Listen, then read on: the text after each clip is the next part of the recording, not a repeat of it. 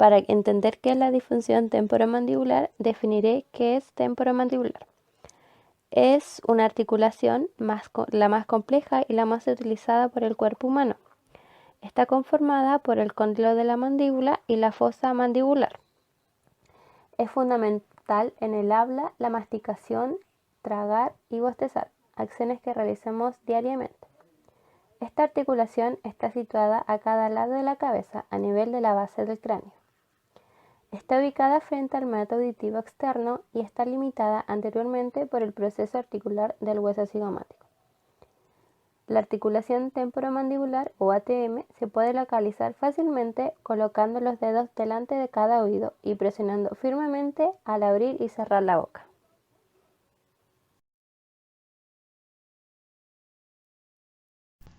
Estructura de la articulación temporomandibular. La superficie superior se encuentra en la cara inferior de la base del cráneo. Esta es una cavidad glenoidea, cóncava en ambos sentidos. Esta cavidad se prolonga hacia adelante de la raíz transversa del hueso cigomático, que tiene una forma convexa de atrás hacia adelante y constituye el cóndilo del hueso temporal. El fondo de esta cavidad está atravesado por la fisura petrotimpánica, que procura la unión entre la parte timpánica del hueso temporal, por atrás, y por adelante del hueso cigomático. La parte anterior de la cavidad glenoidea está recubierta de cartílago y esta es la parte más articular. Siguiendo con la estructura de la articulación temporomandibular, tenemos una superficie inferior en donde encontramos el menisco articular o el disco articular, que se encuentra entre las estructuras que conforman la articulación temporomandibular, específicamente en el cóndilo de la mandíbula, que es este que se encuentra acá, y en la fosa mandibular del hueso temporal.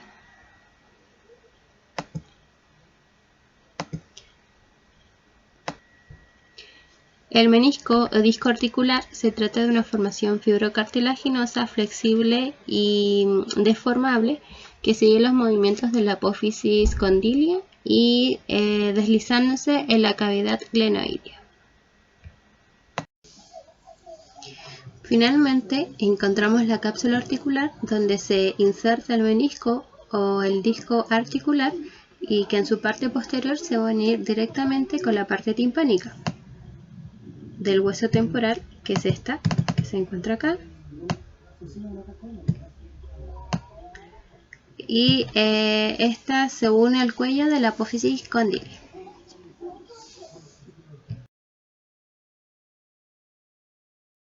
Bueno, ahora vamos a ver los músculos de la articulación temporomandibular y sus ligamentos. Aquí tenemos los músculos de elevación, que serían las fibras verticales del músculo temporal, que serían estas, el músculo massetero, y por dentro el músculo pterigoideo medial o interno, que es este. Estos músculos hacen la acción de elevar la mandíbula, como se ve en esta imagen. Aquí tenemos los músculos depresores de la mandíbula, que son el vientre anterior del digástrico, el músculo miloioideo y accesorio, el genioideo. Sacamos la platisma, podemos ver el vientre anterior del digástrico, que es ese. Después tenemos al miloioideo, que es este. Si sacamos el miloioideo, se puede apreciar el genioideo, que es esto, esos dos. Esos músculos deprimen la mandíbula. Aquí tenemos a los músculos de protrusión, que son el pterigoideo lateral o externo. Aquí se puede ver cómo se contraen simultáneamente los dos al hacer la protrusión. Ahí. Aquí tenemos los músculos de retrusión, que son principalmente las fibras horizontales del músculo temporal y el músculo digástrico. Estos hacen la acción de retruir la mandíbula, como se aprecia en esta imagen. Aquí tenemos a los músculos disductores o de movimientos laterales, que serían los pterygoideos laterales y mediales. Principalmente los laterales, que es cuando se contrae unilateralmente solo un lado para hacer movimiento lateral, sea izquierda o derecha. Aquí se puede ver el músculo pterygoideo lateral cabeza superior y aquí cabeza inferior. Y por aquí adentro podemos ver el pterygoideo medial. Por último tenemos los ligamentos de la ATM, que sería aquí la cápsula articular, el ligamento lateral, aquí tenemos el ligamento estilomandibular, sacamos la mandíbula, tenemos aquí al ligamento esfenomandibular. Esos son los ligamentos de la articulación temporomandibular. Movimientos mandibulares. Básicamente son una combinación de movimientos simples que la ATM permite realizar, los cuales son apertura y cierre. La apertura consta de dos fases, la rotación condilar, que consiste en una rotación para los cóndilos mandibulares sobre el eje de bisagra de la cavidad glenoidea. La segunda fase, traslación condilar, produce una traslación del cóndilo mandibular y el disco articular hacia adelante y abajo, hasta que el ligamento temporomandibular se tensa y se llega a una máxima apertura. Movimiento de cierre, donde también distinguimos dos fases. La primera, traslación condilar, que es suprameniscal. El cóndilo y el disco articular se trasladan hacia arriba y atrás, hasta que se posicionan en la cavidad glenoidea. Y la segunda fase, denominada rotación condilar, la cual es inframeniscal, en donde el cóndilo rota dentro de la cavidad glenoidea. Protrusión y retrusión. En la protrusión distinguimos dos fases. En la primera se produce un ligero descenso mandibular para salvar la interferencia incisal y la segunda fase se produce una traslación condilar de ambos cóndilos hacia adelante y ligeramente hacia abajo. El movimiento de retrusión es el movimiento antagonista de la protrusión. Se produce por la acción del temporal y del vientre posterior del digástrico.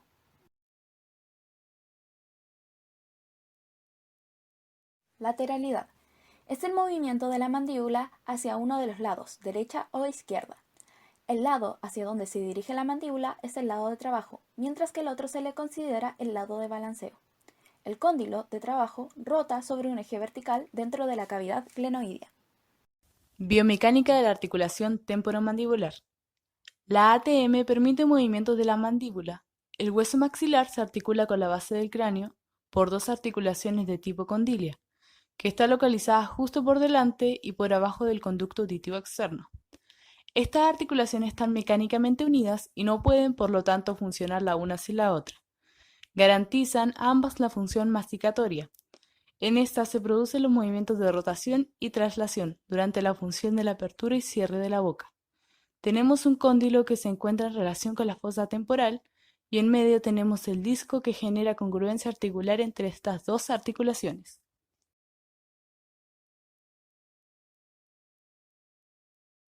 La disfunción temporomandibular es un conjunto de alteraciones que provocan dolor alrededor de la ATM y los músculos circundantes.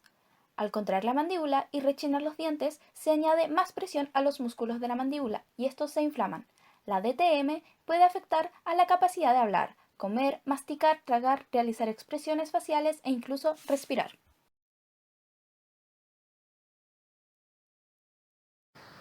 Las causas de la disfunción temporomandibular son variadas, entre las cuales tenemos una mala oclusión dental, bruxismo, un traumatismo y un tratamiento dental mal realizado. Síntomas de la disfunción temporomandibular. Los síntomas de la disfunción temporomandibular se caracterizan por dolores crónicos de la región temporomandibular, dolor de cabeza, que suele ir acompañado de migraña, bruxismo, ruidos articulares, conocidos como chasquidos, al abrir y cerrar mandíbula, y dolor al masticar. Los tratamientos van a depender plenamente de los síntomas de cada persona.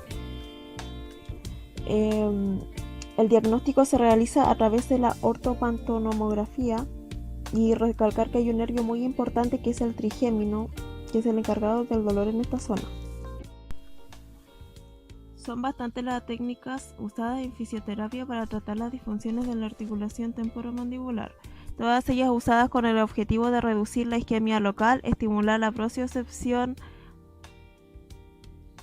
romper las adherencias fibrosas, estimular la sinovial para la producción de líquido y reducir el dolor.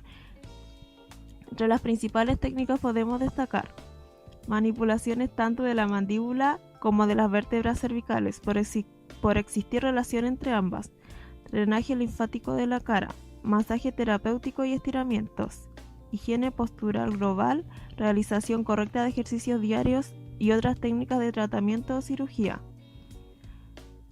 En las manipulaciones de la mandíbula encontramos los siguientes estudios. El primero, donde el autor defiende que para una disfunción posterior del cóndilo mandibular, la mejor técnica es el thrust, con el fin de llevar a cabo correcciones posturales. El segundo confirma que cuando el movimiento mandibular está restringido por el desplazamiento del disco sin reducir, la manipulación de la mandíbula puede ayudar a mejorar la remodelación del disco, la traslación mandibular y el dolor.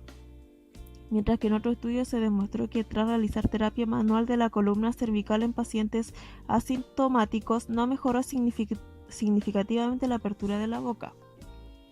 El masaje de drenaje linfático en la región de la cara y cuello evitará éstasis linfático y mejorará la vía de retorno venoso linfática, facilitando la reabsorción del edema. Estas técnicas pueden mejorar el rango articular, aliviar y reducir la frecuencia del dolor en casos de disfunciones temporomandibulares sin cirugía ni intervenciones farmacológicas. En un estudio donde se trataron las alteraciones oclusales y su relación con las disfunciones de la articulación temporomandibular, se observó cómo disminuían los dolores de cabeza y cuello, siendo la alineación de dicha articulación importante en las alteraciones posturales del cuerpo, ya que la ergonomía se ve influida por la relación que mantienen los músculos masticadores con la cabeza y el cuello. Los ejercicios deben realizarse delante de un espejo para que el paciente compruebe las posibles asimetrías, acortamientos, dominancia muscular y sensaciones propioceptivas que deberá corregir y sentir de nuevo, enseñándole al paciente ejercicios activos dirigidos, activos resistidos, activos asistidos forzados e isométricos de la musculatura masticatoria. En términos de cirugía, el láser en estos casos más usado es el láser GAIAS, muy efectivo para la disminución inmediata del dolor y así aumentar la movilidad articular de la articulación temporomandibular. Se ha demostrado la eficacia de la rehabilitación postquirúrgica disminuyendo el dolor y aumentando el rango de apertura de la boca. Existe controversia en cuanto a cuál es la terapia más adecuada. Hay autores que opinan que este tipo de patologías son autorresolutivas, incluso que el 80% mejora sin tratamiento al cabo de 6 meses.